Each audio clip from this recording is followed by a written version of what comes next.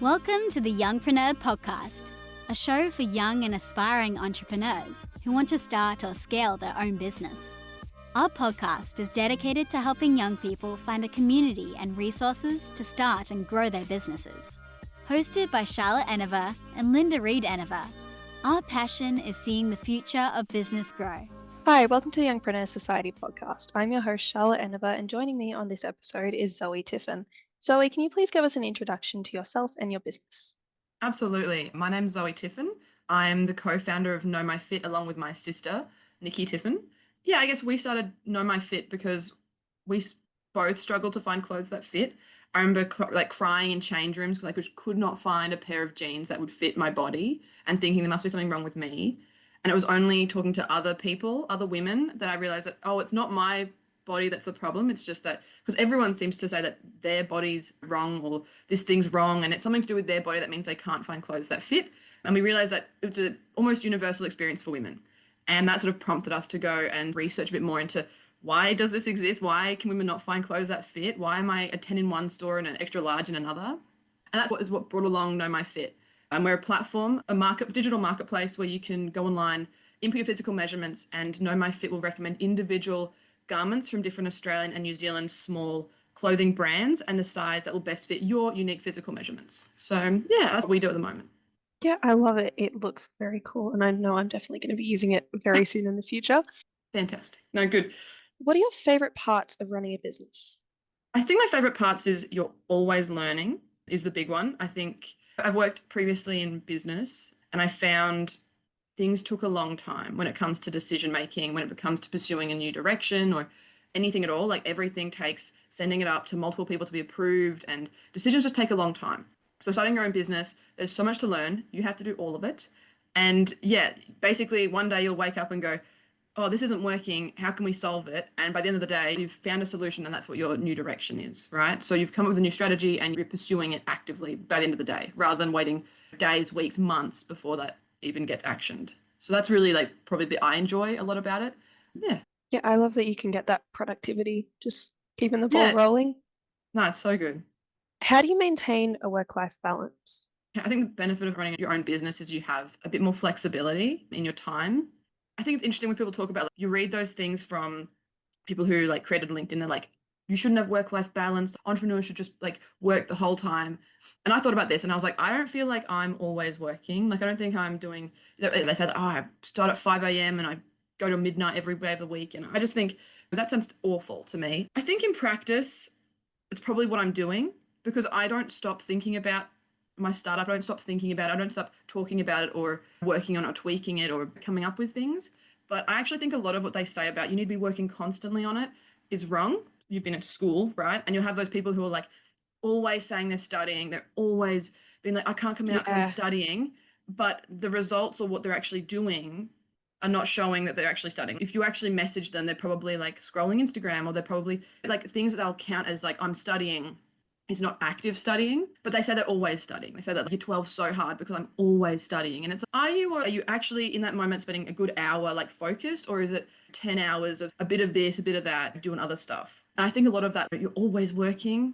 I don't know about that. So I think when it comes to work-life balance, for me, it's that I row on water. So I go and do that in the mornings. I get up at 4:30 to go and do that. And that keeps me active, means I've got a bit of community to engage with. And it means it gives me time for my brain to think about my business. It's like shower thoughts. In the shower, that's when you go walk the dog. That's when your real thinking happens.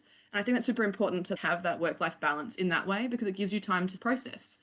Does that sort of answer your question? Yeah, no, that is great. And it's definitely good because you can have work and you can have life. But I feel like most people, when they think of life, it's just a bunch of stuff around the house. How do I fit that into my day? But the fact that you can get more of your enjoyment out of it is definitely better. I think it works if you enjoy your job as well. If you enjoy what you're doing, enjoy what you're working on, it's a little bit easier to get that. It's not really work and life. It is that sort of all-encompassing work, life. It's just life and it's just fitting in everything. Yeah. Yeah. So how do you stay in touch with that motivation you had when you first started? That's actually the toughest part. Actually, it's a good question because I don't think it's touched on enough is motivation. I actually don't think starting a business is about motivation. It's like going to the gym in the same way. You got to remove motivation from the factor. You need to build up that consistency and just showing up every day, even when you have no motivation. Because even if you do nothing, just get into the habit of getting up and starting, because you're not going to be motivated every day. Sometimes you've done lots of different things and nothing's working and it's not progressing. You're thinking, oh my gosh, what happened? A month ago, it felt like we were on top of the world and everything was moving. And now it's just making content, or it's just tweaking the website. It's just those little things. And that's not motivating.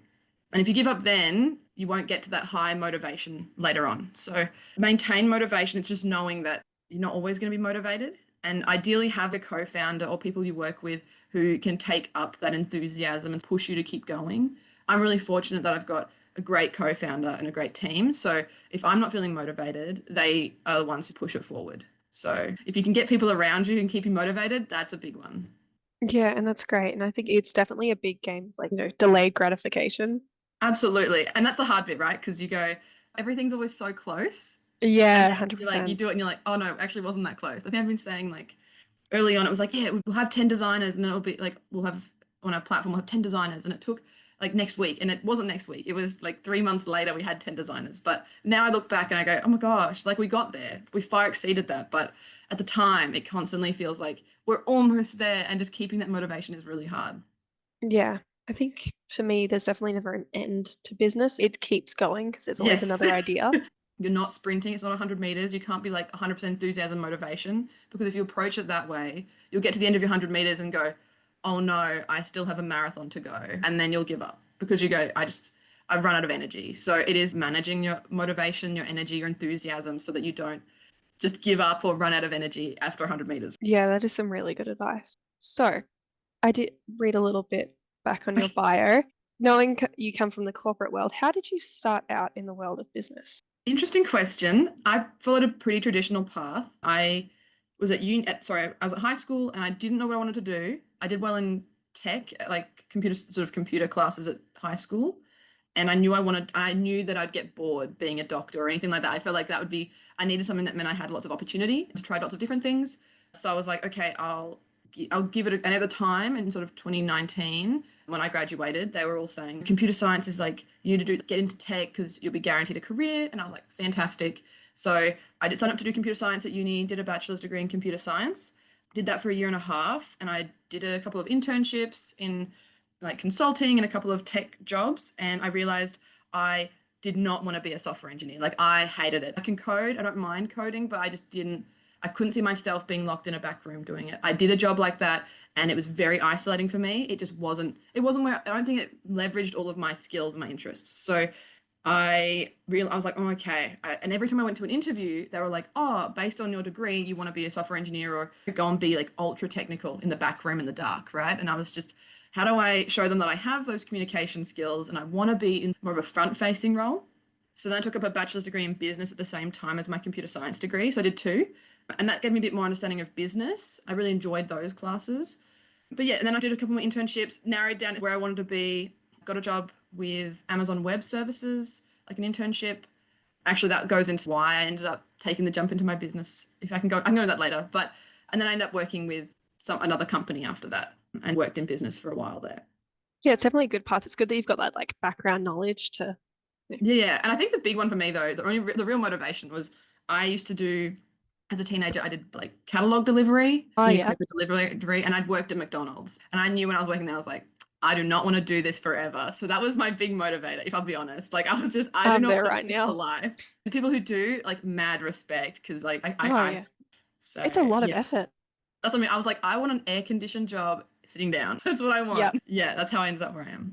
So after all of that experience, gone from job to job and hopefully not staying in the back rooms the whole time, what made you walk away from the safe path and put everything into Know My Fit? Yeah, I think it's interesting. I had that attitude of I did not want to be an entrepreneur. People were like, oh no, because you hear about if you want to be super rich and the billionaires and all that were all started a business. And I was like, I don't want to start a business. It's too high risk. I kind of want to be in a job that's stable. I want to make a lot of money so I can retire early. That was my goal.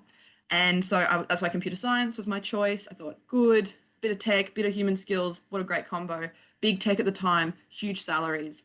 So I worked pretty hard. Got an internship with Amazon Web Services, and I really enjoyed it there. Some absolutely incredible people, super smart, and big tech is known to pay really well. So they offered me a graduate role, which was my goal for the last 4 years of study. I was like, I want to get a grad role, and I thought, fantastic, I'm set for life. Like, I have made it. I've got a secure job in one of the biggest companies in the world, making like great pay. Like, I'm set. And then this was 2022 when they had the big layoffs, or 2023, and they had big layoffs. All the tech companies laid off large amounts of their staff. And if you know anything about layoffs, typically the last person in is the first person out. So I'd been offered a job, I hadn't started yet, and they rescinded my offer. And in that moment, I remember thinking like, oh, this job that I had thought was like I'd made it. Like, it was, you get that and then you're set for life, you're stable, it's secure, it's safe, all that sort of stuff.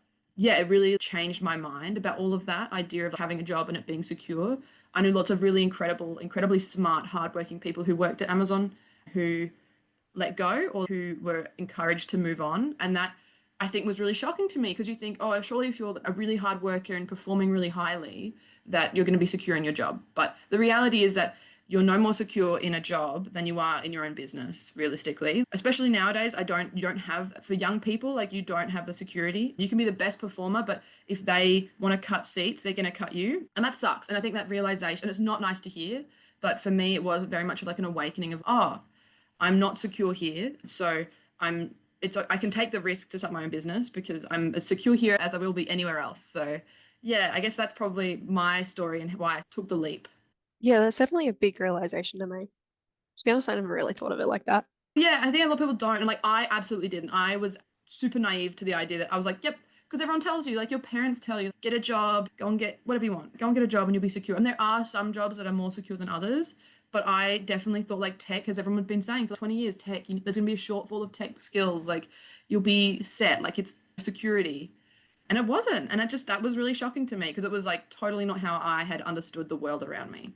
Yeah, exactly. Especially when you've been told, like, pretty much your whole life, if you get into any sort of tech role, you're going to be set. Yeah, and you think if you follow like the playbook, like, go to high school, get your ATAR, then go to uni and get like a STEM degree or any of those ones, and then get a job, get an internship, then get a job at a big company, and then done. Yeah. Just enjoy it, live the life, make hundreds of Ks a year, $1,000 a year, whatever, and sail away, buy a boat. I don't know, but that's not how it works, and it's just, yeah. And I think it is shocking, and it's not particularly nice, because I think you want to feel like, cool, if I just do everything I'm told, I'll get there and I'll be secure and I'll be safe. And some people absolutely have that experience, but it's something to just keep in mind that at no point are you safe, really. Yeah. Yeah, I think it's great that you were able to break out of that mold. Yeah. Yeah. It'd be nice to have a job sometimes. I'm like, it'd be nice to Yeah. just, do the 9 to 5 or but Yeah, it's all good. So after all of that, what was the biggest challenge of starting a business with no previous experience in the whole ownership side of it, and how did you overcome it?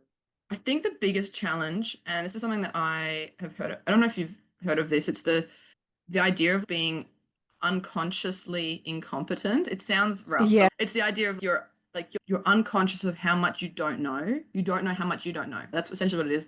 And as you get like more conscious or more competent, you get more conscious, and then you get to that point where you're competent, or you're conscious of your incompetence, like you know what you don't know. And then you work all the way up to being like consciously competent. But essentially, when I started, I knew the basics of business stuff you learn at uni, which is not focused around entrepreneurship. And I was very much, I did not know what I did not know. And that's the hardest part, because you just don't even know what to Google. You don't even know what question to ask. You don't know who to talk to. You don't know what you don't know. People go, oh, just ask questions, just ask people for help. I'm like, but I don't even know what to ask for help on. And that takes the most time. And it's not something that happens like just at the start. Because business and starting your own business, there's so many different steps along the way, from creating the idea to building your prototype to building your MVP to getting it out to testing it to validating to getting to the first customer to expanding to marketing, all that sort of stuff. There's so many different steps that you go every single new thing. You're at that totally like unconsciously incompetent, right? You do not know what question to ask, and it's like throughout the starting a business journey. I assume it goes throughout people's experience with business until you've been in for a very long time or done it multiple times. You genuinely just do not know what question to ask or who to ask or how to do it. So you just don't know what you don't know. And there isn't a book. I've tried to find books, and unfortunately, because business is so big and broad and entrepreneurship is so broad, there's a lot of people who do a lot of information on the early stage, like how do you come up with an idea and validate and create a prototype. And there's lots of great stuff on that, which is fantastic. There is this massive gap I found between you have your prototype, you have your idea, you've registered your business probably, but how do you now, what do you do next? Like, how do you make a functional product? How do you actually start getting customers? What is that process? And because there's so many different businesses, no one really has that down into a system or something you can follow. But the best way to get around it for us, for what we've done at Know My Fit, is just talking to people. Like, go to join programs, talk to lots of people, ask them about how they got to different stages. Say, this is where we're at. We don't know if you know something that you don't know, like I don't know how to make a prototype. Ask people, Google it, or if you don't know what stage you should be up to next, ask people, be like, hey, I've got this idea. What did you do? What did you do with your idea? Try and find people who've started businesses. Genuinely, like, and it's the hardest part, is talking to people, because it can be really uncomfortable because you're saying, this is my baby, this is my idea. Tell me everything that's wrong with it and where I'm up to, essentially, is what you're asking. And a lot of people will tell you, like, you haven't done this or you need to do this. And sometimes the reality of how much you need to do can be quite shocking.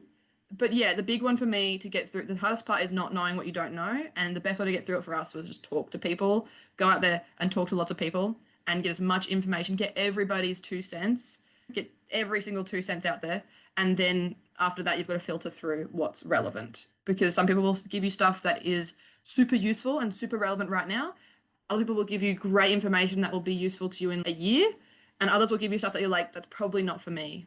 And it can be really hard to identify which one's what until you start applying each of them and going, oh, that's probably not relevant to me right now. Yeah. Yeah, and especially when you've got such a new idea, there's never going to be a guidebook on how to create a business for you. Yeah, exactly. It won't be there. And you probably, and even if it's a business that's like I know people who start, as an example, if you want to sell clothing, obviously, like, part of our business is we have people who create and sell clothing, and there's lots of different ways of doing that. But even that, there's so many variations, there's so many different options, and it depends on who you are, what you want to do, what you have access to financially or through networks or anything at all. There's so many different, so even if someone wrote you a guidebook, it'd have to be pretty, like, vague. But the best way is just ask questions, because there is no way to do it otherwise. Yeah, definitely. Where do you see Know My Fit going in? I'm going to start that one again. Where do you see Know My Fit going in the next few years, and what impact do you hope it will have? Yeah, we've got a big vision for Know My Fit. What we're really, a big sort of guide at the moment is we want to see people, what is it? I wrote it down because I want to make sure I get exactly the right wording. But you can go and find it, it'll be fine. No, we want people to be able to, like, shop locally, globally. So across the entire world, we want everyone to be able to buy clothing locally to them, right? So unfortunately, at the moment, we've ended up with fast fashion being the most accessible option for most people, even though it's not the most sustainable. And most people know that it's not the most sustainable. It's oftentimes not very diverse in terms of sizing and fit. It's mostly plastics or using synthetic materials, which is not good for both your body, as we've found, and also for the environment. It's terrible. There's all this sort of data on 1 in 3 items that are purchased online are returned, and most of them that are returned are sent to landfill, right? Because it's not cost effective for them to recycle that or push it back out to customers. We want to basically give people the option and make it accessible for them to be able to buy locally, so that, because as an example, like in South Australia alone, there are hundreds of clothing brands that are designed here. Some of them are made here. Some of them are made by hand by someone in your local street, but you would not know about them. And that's upsetting, right? Because if someone's a 10-minute drive from your house, you probably should know about them. So that's what we want to enable, is that have a central platform where people can find all the great products that are already out there that are being made near them in their country, anywhere country, making it for their needs, their values, all that sort of stuff. So make it more easily accessible. And then basically the long-term vision, the impact we want to see is basically people buying once and buying well. So buying good clothes and keeping them and making them last, essentially, rather than this, I'll buy lots of clothes because hopefully one of them will fit. And if it falls apart, that's okay. I'll just buy another one from somewhere else or something else. And then from that, we want to see people buying locally is building up more of that, like, manufacturing in Australia, as an example. We want to see increase the demand by giving people access to it, So then we can start bringing back manufacturing in Australia, bring back more jobs in creating fashion and creating clothing and supplying our own communities. I think that's a really important part that we'd love to see, is just more of that coming back into Australia. That's the sort of the long-term vision we'd love to see. Yeah, definitely. And I know as an Aussie girl that tries to keep everything sustainable, but also would love to see some representation. I know we're doing great in the media recently, but inside of Australia, it is hard. I know that they're there, but it's hard to find any sort of like companies. Yeah, absolutely. And that's the problem I had, is that it's that thing of, I want to shop more ethically and I want to shop better and I want to support local, but I'm also busy. Like Yeah. I don't want to spend every weekend scouring the internet and I'm sorry, like Google. I don't know if you guys have kept up with like enshittification, but I do love that word. And it is that I find Google now is just not useful when it comes to finding what I want. If I'm looking for a small brand, it's nearly impossible to find these unique small brands. And that's really, it's frustrating for us as customers. Like, we should be able to have more choice. It shouldn't just be fast fashion. It shouldn't just be large chains. I want to see the person who's designing something for my body shape in the exact style that I want, who happens to live just down the road. Make that more accessible. I should be able to find them. So that's really what we want to do, because it's so frustrating. But we're lazy. I don't want to have to search for every website every weekend just to Yeah. buy a pair of pants. And also, now a lot of the fast fashion is getting in there, because everyone says, oh, you Yes. just go to op shops. And I'm like, that's great, but it assumes that people are buying high quality clothes and then Yeah. sending them to an op shop or like putting them on Depop or secondhand websites. I'm like, but if no one is buying high quality, long lasting clothes, there will be nothing for those sites. There will be nothing for them. So that model is really good. Like, I absolutely support, please go and buy secondhand. But Yes. if the things that are going to second, if no one buys, I guess that's the thing that I struggled with Know My Fit, was the idea that I don't really want to encourage people to buy more clothes. That's never been the intention, but it was that realization that, but if people don't have a choice and they can only buy fast fashion, we need to be there to give them the choice, so they can at least buy more sustainably if they want to. They can buy locally, that sort of thing. And then if they buy those things, then you can actually help that whole system with op shops and secondhand sales, because now you've got those products that are coming back into, the system, right? Rather than just all of your fast fashion, single-use clothing that are just filling up op shops. Like, I know people who volunteer op shops and you hear the stories of how much they have to throw out and the cost of having to send it to landfill. It's just ridiculous. Yeah, and it's not even worth it at this point, because you can buy it, but there's probably, if it is fast fashion, because if it's good quality clothing and it's going to the op shop, it's Yeah. going to last another 10 years. Yeah, exactly. But if it's fast fashion, it's leaving for a reason, and then it's going to get there and they're going to have to throw it out anyway. Exactly. And you're probably paying the full price of the garment at the op shop. You know what I mean? Yeah. Which is a hard one, because, But yeah, exactly. Usually I used to go, if it's at the op shop, it probably means that it's lasted. It's lasted, someone else has already worn it and it's lasted and it still looks this good. That's probably a good sign. Whereas now, if it's at the op shop, it's, oh, okay, it's a fast fashion brand. I'm like, oh, okay, it's been worn once or it hasn't been worn at all, and it's probably not going to last much longer. Yeah, and you got to look at that. But Absolutely. you're definitely creating a more sustainable way to shop, because people won't stop buying clothes until they have the right option. So Yeah, exactly. And it's just have choice, right? And I Yeah. shouldn't have to be the one hunting for clothes. They should be coming to me. That's my exactly. yeah. That's Actually, what marketing's for. yeah. But I guess the original idea for Know My Fit was like Tinder for clothes. So essentially, the Yeah. idea that like you can just swipe on things you like or things you don't like, and it'll just learn. Oh, okay, this is what you like. Then here's all the stuff that you like.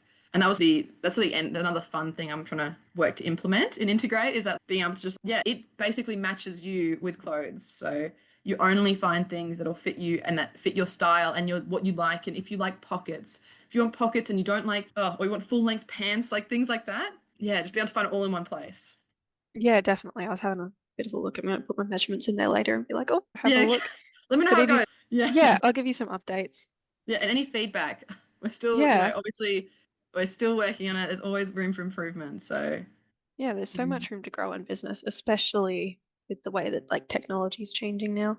Oh, absolutely, absolutely. And it's just crazy. Just growing I think it's kind one of of the things you don't hear much about is when people are working on something, what is that? Or like because there's always challenges. You're never just sailing along easy. And sometimes I found that I listen to podcasts or I listen to or read things and people come across as, wow, they're really succeeding. And it's so super easy. And I always find that like even Instagram, people like living their best life. And you're like, is that actually what it's like? I guess for us at the moment, so to give people some context, we built the platform. I built the platform and we've improved it beginning the sort of first quarter of the year. Second quarter of the year, we focused on getting designers, which was really hard at the start. Like we had to go on. I had lots of people say, no, thank you. This isn't really for me. I don't really get it. No, we don't need that. Like just outright ignore me. But the fun thing is once you get 1 or 2 people and you say, oh, we've already got 2 and we want to get 5, suddenly people are like, okay, I'll join. And now we'll have nearly 60, I think, by the end of the month. 60 brands who've joined us, which is phenomenal. That was the second quarter of the year. And we continue to get onboard new brands. And now they're finding us, which is amazing. And what we've been focusing on now is how to get customers. So one of the challenges you'll find with a marketplace is the chicken and egg problem. It's a classic. Does the chicken come first or the egg come first, right? Who's first? And with a marketplace, it's the idea that you need to have people who want to sell a product and people who want to buy a product. But people don't want to buy. If you don't have any products, you won't have any customers. And if you have no customers, no one's going to sell on your platform. That was a big problem for us. We didn't know what to do. So we talked to lots of people, like I said, talk to people, ask questions.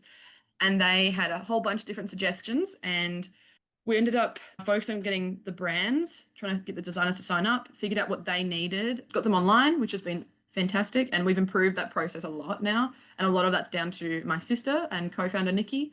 So she's done a phenomenal job with that. And now we started trying to get customers. And it's a whole different game trying to get customers online.